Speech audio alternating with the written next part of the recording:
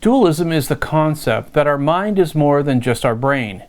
This concept entails that our mind has a non-material spiritual dimension that includes consciousness and possibly an eternal attribute.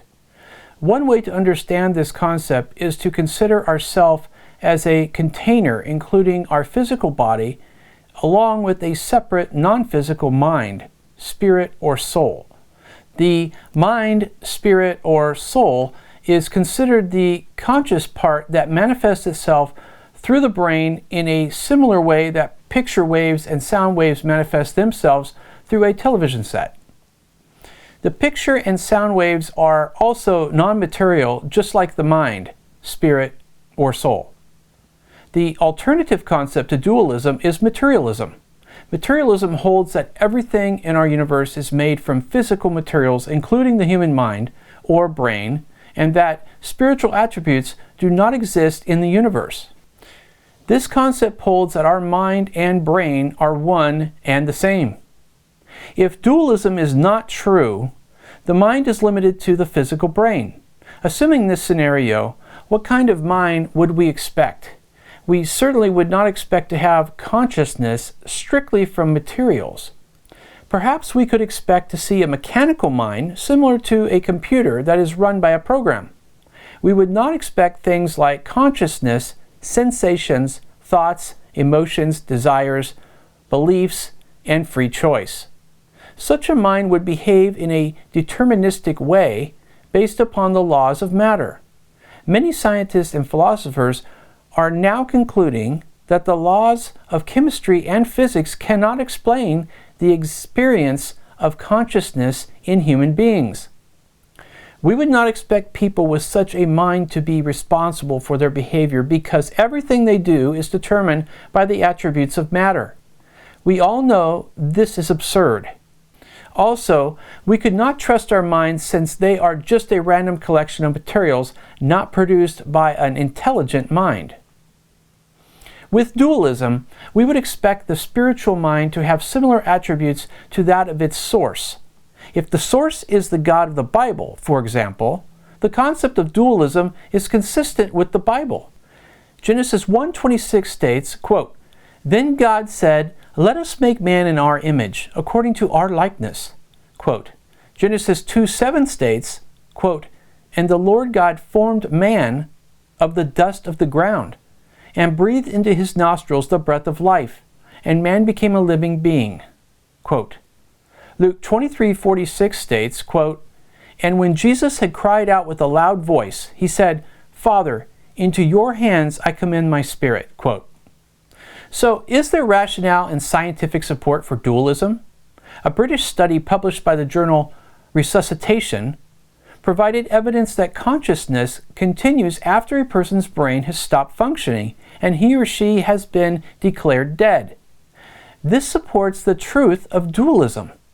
In their journal article, physicians Sam Parnia and Peter Fenwick, a neuropsychiatrist, described their study of 63 heart attack victims who were declared clinically dead but were later revived and interviewed.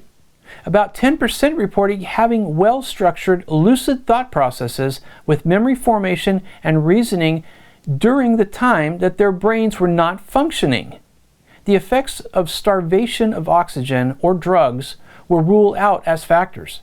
Researchers also found that numerous cases were similar. J.P. Moreland, Ph.D., author and theologian, states during an interview with Lee Strobel, quote, "People are clinically dead, but sometimes they have a vantage point from above where they look down at the operating table that their body is on. Sometimes they gain information that they couldn't have known if this were just an illusion happening in their own mind.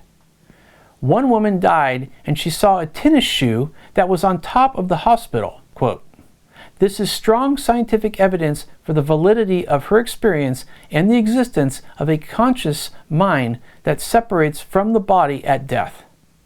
We did a video for Fringe Pop 321 with Dr. Michael S. Heiser and guest Steve Bankars, where Steve told about a practice he used to experience when he was a New Age practitioner called astral projection.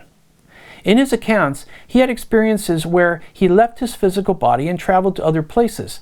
much like the account of those who have had out-of-body experiences at the point of death, like we just discussed. Granted, Steve's experiences were not in relationship to him dying. He invited those scenarios, but the point is he was able to disassociate himself or his consciousness from his body and take it other places. There is no place in the brain where electric stimulation can cause a person to believe or decide. When Roger Sperry and his team studied the differences between the brain's right and left hemispheres, they discovered the mind has a causal power independent of the brain's activities. This led Sperry to conclude that materialism was false. Our thoughts can be true or false. However, brain states cannot be true or false. Nobody can tell what we are thinking by measuring brain waves. We must be asking what we are thinking. When empirical information is used as a basis for validating dualism, we can come to a consensus that it is true. However, dualism versus materialism is tied to the creation versus evolution debate.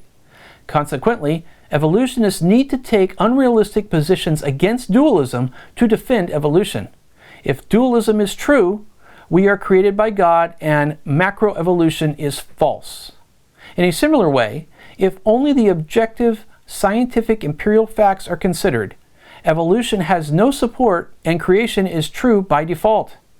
Be sure to watch the next video on this topic, which is Does God Exist? In that, you're going to learn what the next logical step is after what we've just learned about dualism and the mind, spirit, soul.